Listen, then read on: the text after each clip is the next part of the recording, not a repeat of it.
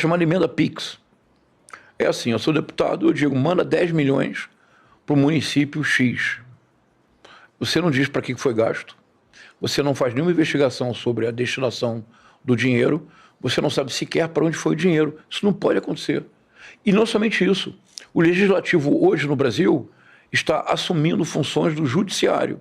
Em outras palavras, a República Brasileira está disfuncional, mas está disfuncional pelo legislativo, não pelo executivo, nem pelo judiciário.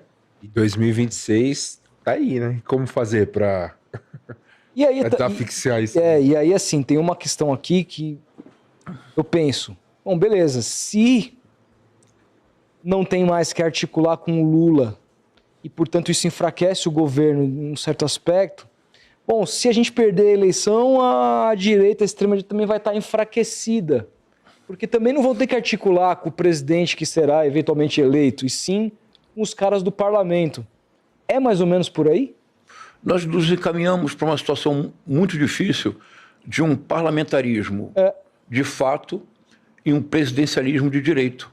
Isto é, o nosso regime é presidencialista, como legalmente, mas de fato, efetivamente, será um parlamentarismo. É um parlamentarismo sem primeiro-ministro. O primeiro-ministro é de maneira, que é uma aberração, é o presidente da Câmara. Mas para vamos falar de 2026 então? Já ficou claro por que o Silas Malafaia é o homem satânico por excelência deste país, não é? Porque ele só acusa. Não existe no Silas Malafaia, para fechar esse ponto, não existe no Silas Malafaia uma palavra de consolo. Não existe vir ao auxílio de ninguém. O Silas Malafaia só tem ódio, só tem ira. Esses áudios que circularam agora, Rodolfo, olha, é uma coisa inacreditável. Ele não fala em nenhum momento, não sei se o senhor teve essa percepção, ele não fala a palavra Deus. Justamente. Não fala uma palavra de amparo, é só palavrão, xingamento, acusação, ódio. Cara, Mateus 15:11. O que contamina não é o que entra pela boca, mas o que sai da boca. O Silas Malafaia é pura contaminação. Esses áudios são escandalosos, mas são escandalosos, não me refiro aqui ao aspecto moral, não. O Silas Malafaia é um serial killer da língua portuguesa. É uma coisa inacreditável. E é só acusação, não há nenhum amor, não há nenhum consolo, não há nada. Como é que isso nos traz a 2026? Eu vou fazer uma proposta aqui para a nossa reflexão. Algo novo em relação ao que nós conversamos ano passado. Vamos lá. Vou fazer a seguinte proposta. Há uns 2, 3 meses atrás, eu dei uma série de entrevistas, conversas como essas, nas quais eu propunha que o verdadeiro projeto da extrema-direita para 2026 não era a presidência da República. Que a presidência da República poderia ser um bônus se as pesquisas indicassem uma perda muito grande de popularidade do governo. Mas que o verdadeiro projeto da extrema-direita era o Senado. Gravei uma aula para o ICL, A Semente do Caos. A aula foi ao ar num domingo. A aula foi gravada 3, 4 semanas antes. No domingo em que a aula foi ao ar, foi o domingo que o Flávio Bolsonaro deu uma entrevista para a Folha de São Paulo, repetindo exatamente o que eu havia anunciado como plano da extrema-direita. Isto é, concentrar-se no Senado. Por quê? Porque em todo o mundo, a extrema-direita, ao chegar ao poder, só permaneceu no poder e transformou a democracia passo a passo numa autocracia ao manietar o judiciário. E é fácil entender a razão. Em todo mundo, o judiciário, especialmente a Suprema Corte, nas suas altas esferas, é o chamado poder inerte. Isto é, reage a provocações. Não começa uma investigação, reage a provocações. Então, em todo mundo moderno, democrático, a Suprema Corte tem como principal atribuição salvaguardar a Constituição. Então, se tenta fazer algo e alguém diz, não, calma, isso contraria a Constituição, provoca a Suprema Corte se manifesta. É por isso que a extrema-direita, ao chegar ao poder pelo voto, só permanece transformando as democracias em autocracias se ela mudar, em primeiro lugar, o judiciário. Foi assim na Hungria, está sendo agora em El Salvador, e o Trump só voltou porque, embora tenha perdido em 2020, ele teve uma grande vitória. Ele perdeu em 2020 a eleição para o Joe Biden, mas ele saiu com uma grande vitória. A Suprema Corte americana é composta por 9 juízes. Havia um equilíbrio histórico na Suprema Corte, com uma leve tendência a favorecer os progressistas.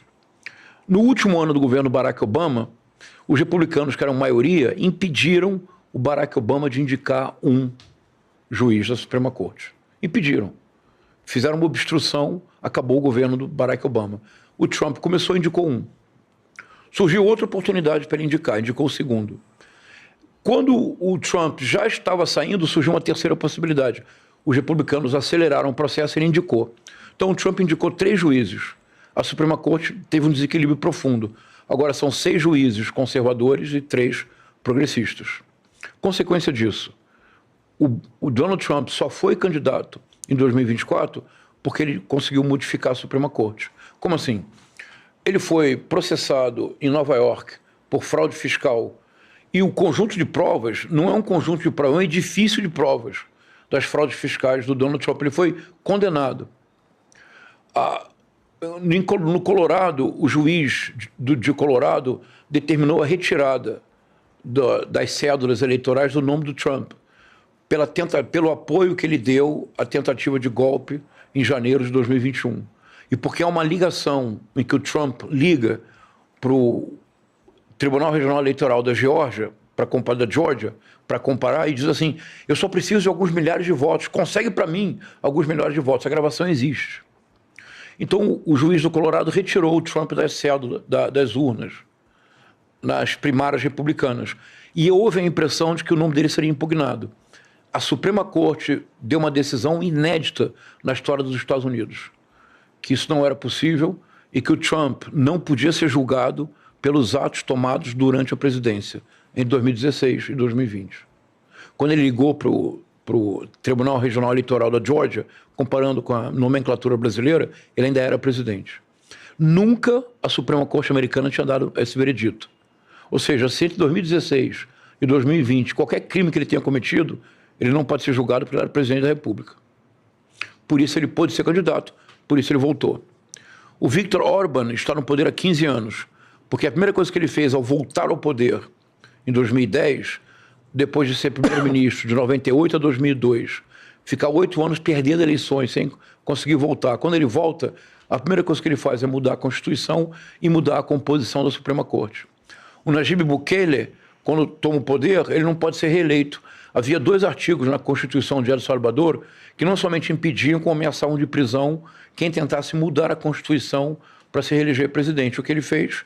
Ele exonerou o Procurador-Geral da República, exonerou, aposentou o ministro da Suprema Corte, mudou a Constituição e agora ele está tentando passar uma lei que permite que ele seja candidato à reeleição infinitas vezes.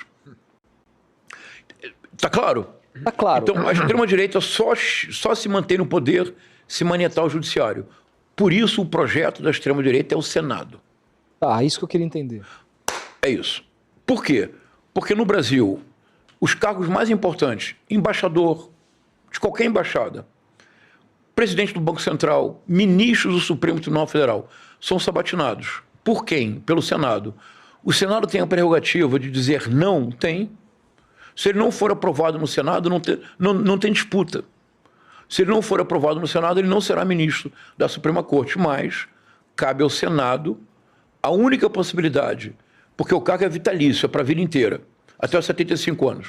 A única possibilidade de que o ministro não complete é se ele, ou se ele tiver impeachment. Só o Senado pode fazê-lo. Então, qual é o projeto da extrema-direita no Brasil? Há 2, 3 meses atrás, qual era o projeto? 2026, se a economia tiver uma melhora significativa, eu acho muito difícil derrotar o presidente Lula. Não há um candidato da direita preparado para isso. Imaginemos.